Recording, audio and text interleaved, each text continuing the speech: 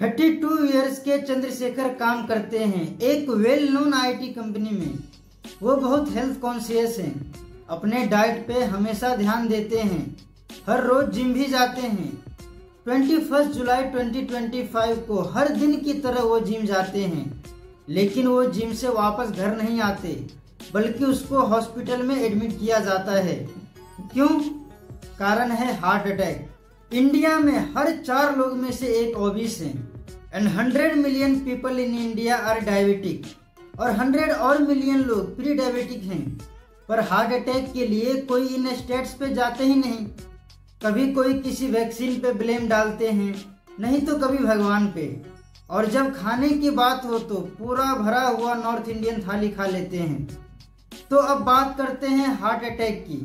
पहले समझते हैं हार्ट अटैक होता क्या है। हार्ट अटैक एक कंडीशन है जब हार्ट के आसपास के मसल्स को ऑक्सीजन, न्यूट्रिएंट्स और ब्लड फ्लो मिलना बंद हो जाता है, जो कि नेसेसरी है फंक्शन करने के लिए।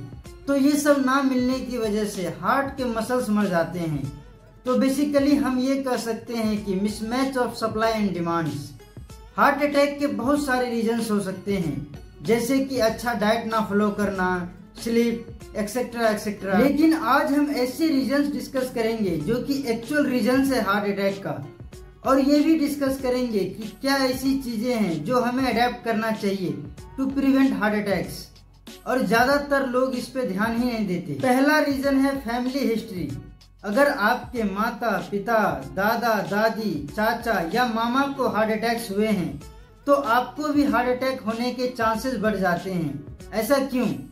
क्योंकि जीन्स ही है जो डिसाइड करता है आपका मेटाबॉलिज्म, ब्लड प्रेशर और आपके ब्लड क्लॉट्स बनने की प्रीडिस्पोजिशन। और ये भी एक रीजन है कि जो हैबिट्स और लाइफ स्टाइल आप फैमिली के साथ फॉलो करते हो वो भी रिस्क ऐड करता है।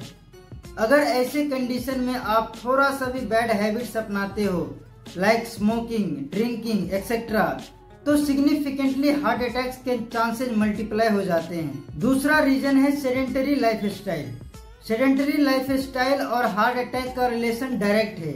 जब आप मूवमेंट कम करते हो, आपके ब्लड वेसल्स स्टिफ हो जाते हैं और आर्टरीज रिजिड बन जाते हैं, और वहां पे प्लेक डिपॉजिट ज्यादा हो जाता है, जिसकी वजह से ब्लड फ्लो रेस्ट्रिक्ट हो जाते हैं, और जब ये बढ़ते चला जाएगा इंसान को हार्ट अटैक आ जाता है। तीसरा रीजन है लैक ऑफ सोशल कनेक्शंस।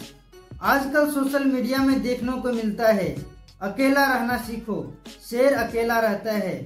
सुनने में तो बहुत मजा आता है, लेकिन उसके चक्कर में आप अपने हेल्थ को नुकसान पहुंचा रहे हो। जब कोई भी इंसान अकेला फील करता है, उसके बॉडी में कॉर्टिसोल नाम का एक हार्मोन रिलीज होता है जो बॉडी में स्ट्रेस को इंक्रीज करता है। जब बॉडी में कॉर्टिसोल का ओवरडोज हो जाता है तो ब्लड प्रेशर, शुगर और इन्फ्लेमेशन का लेवल बढ़ जाता है, which is a direct risk factor of heart attack. और जिनको कोई अच्छा सोशल सर्कल या कोई सोशल कनेक्शन ही नहीं है और सिर्फ आइसोलेट रहते हैं, तो ज्यादा चांसेस हैं कि वो बैड हैबिट्स जैसे स्मोकिंग, ड्रिंकिंग जैसे चीजों को अडेप्ट कर लेते हैं एज अ कॉपिंग मैकेनिज्म।